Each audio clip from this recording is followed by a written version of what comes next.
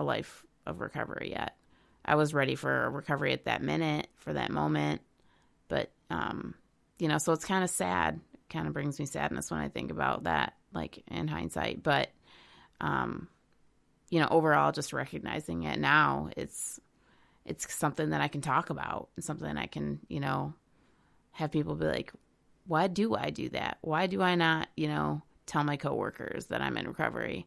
It's not a shameful thing. It's an awesome thing. I mean, what are they going to do? Be like, you're in recovery?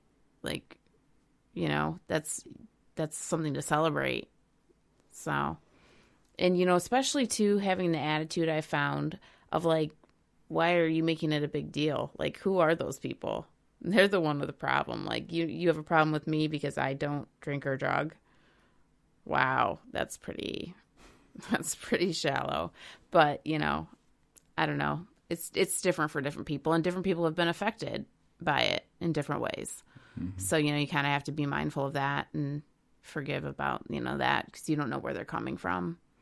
I think that people that, judge people in recovery, like they think that we think we're better than them.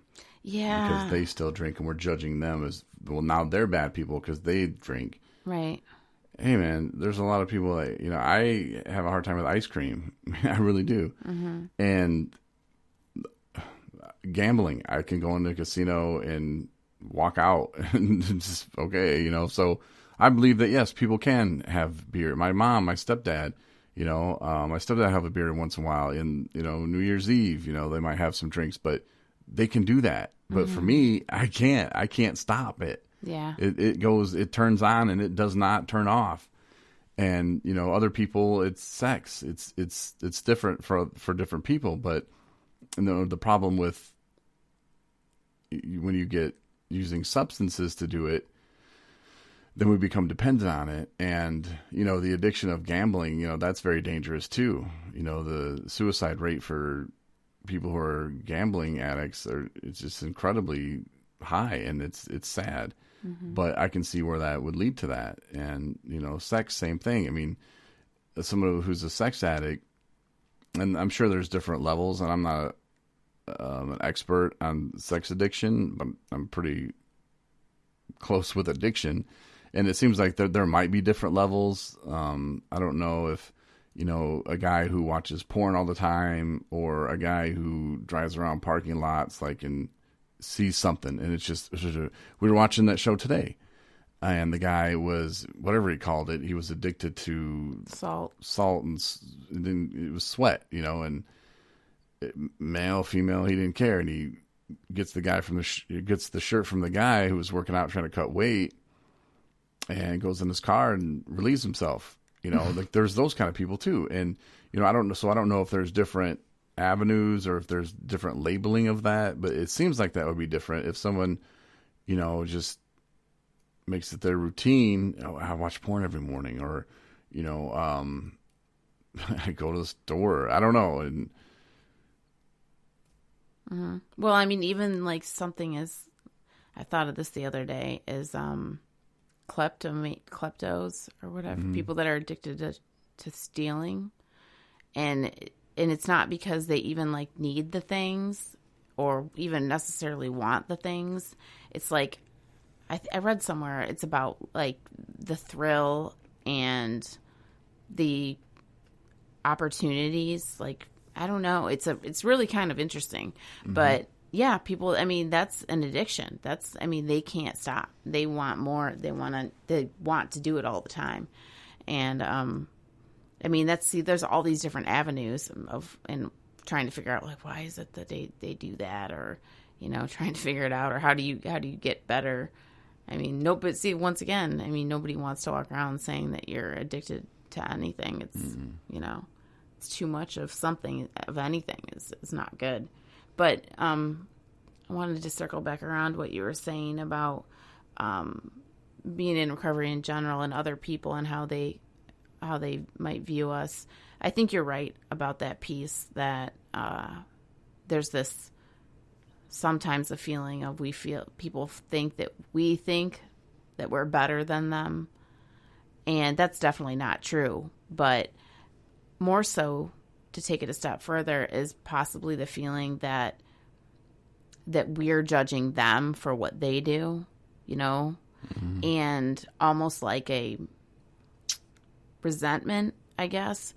Because I think I've felt this before, is like, let's say you have a family's function, right? That there's drinking at. That's a normal event that would have alcohol there, like a wedding or a birthday party or a barbecue or whatever. And you being there is like makes them feel like they can't let their hair down like as they normally would. Like a normal person does. Oh, like Marnie's a normal going to be over, so hide the beer. We can't yeah, drink it from I Marnie. can't, you know, and then if I get drunk, I'm going to feel like, you know, she's judging me and she's going to be counting how many drinks I had and what have you. And, yeah, I've actually or we're having a Christmas party, but we're not going to have alcohol there, you know, because you're going to be there, you know, because they don't want to put me in a bad spot. I'm like, now you are making it weird. Okay, so now I do feel awkward because you're telling me you're changing plans because, you know, it's not like we turn into these like foaming at the mouth monsters or something when certain things are around. But you know, at least I don't. Who knows? Some people maybe can't stand being around it. But I don't know. I just wanted to comment on what you're saying about people's reactions and people's attitudes and how people handle, you know, being their own drinking or drug use even around, or smoking, you know, people who smoke pot. I have a friend that, you know, it's like, you know, pot's legal now. Hey, you know, and even when it wasn't, is that something that would bother me? And how do you handle being around it when you don't do it? That's just, everyone's got a different take on it, but. Yeah, one time I was with some friends, and there was another friend who came over, and him and his wife, they didn't drink, and we all did. So we told them that, oh, we're going to have dinner, blah, blah, and then we're like, all right, well, you guys have a good night, and we acted like we were leaving. We got in our car, went around the block, and watched them go down, and then once they were like out of sight, we went back to the house, and then we partied, just so that they wouldn't feel uncomfortable. And it was just like silly. Like, why couldn't we have just been like, I don't know. It's kind of silly if you think about it.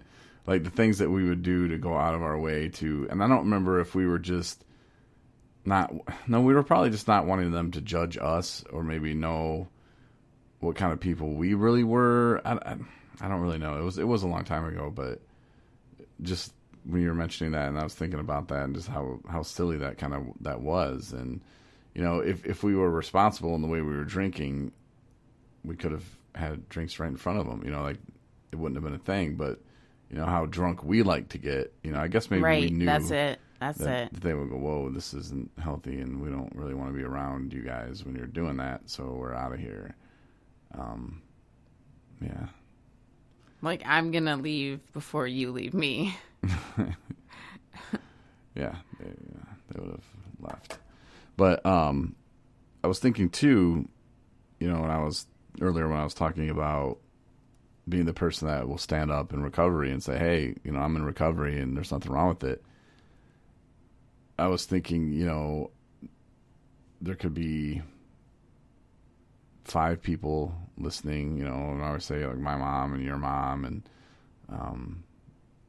Dylan, he calls himself DeLeon, he might be listening, and Greg, and I don't know, just a bunch of people could be listening, and it could be 5 or 10 people, but I would rather have 10 people listen who are going to carry the message than 10,000 people who just hear the podcast and that's it. They don't get anything out of it.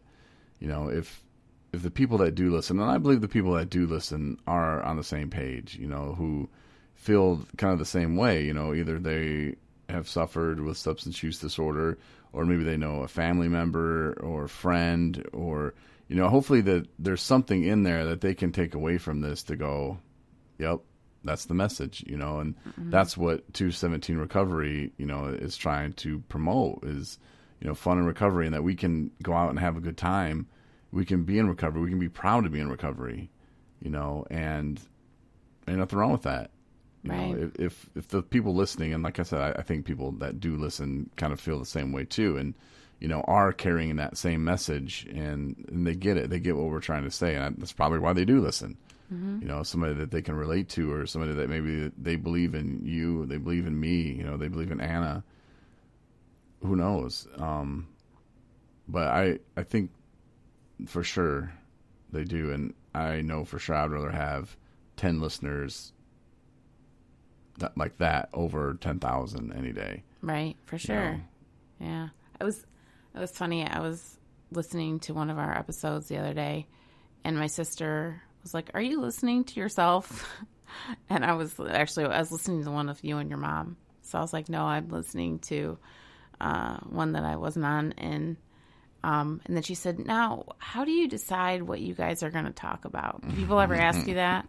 People ever ask you, like, if we like have a pre-podcast meeting or anything?" No. My mom's asked me that before too.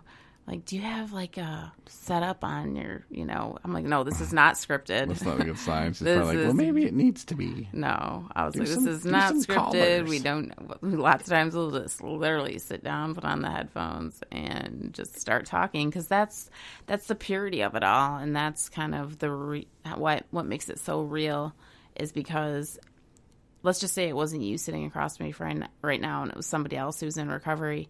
We'd have lots of times really similar conversations as we do right now. You know what I mean? Just talking about what it's like, and little tiny things that come up and,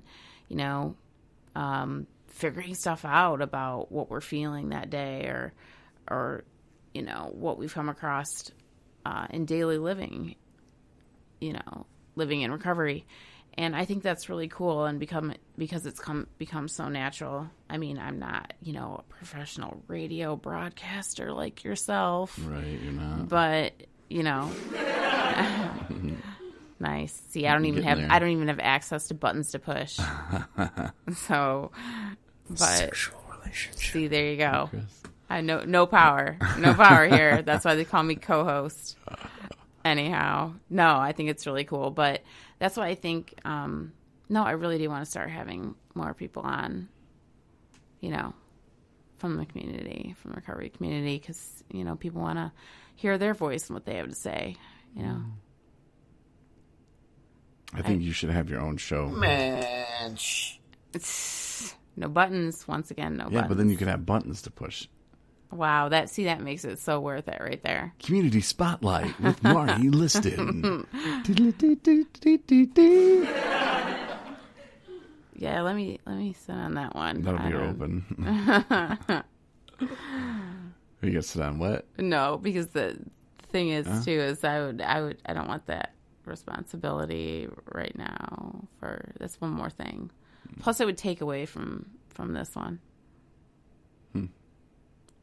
But okay, I guess whatever. Well, whatever. Looking for people, reaching out. Yeah, I like that little side note that you said because I missed one day that you missed like 20 days. I did not miss 20 days. So yeah, if you're interested, no, but we do have that other, Project Nation podcast that's just kind of sitting there. I don't know what I'm gonna do with that, but we want to grow like we're growing the blogs. Aaron just started a blog. I liked it. And I took a picture. He sent me. I made him. First, I used like a horrible picture of him off Facebook because I figured he would get me a good picture real quick, and he did. And so then I, threw it up on the website. His looks cool. Your page looks cool.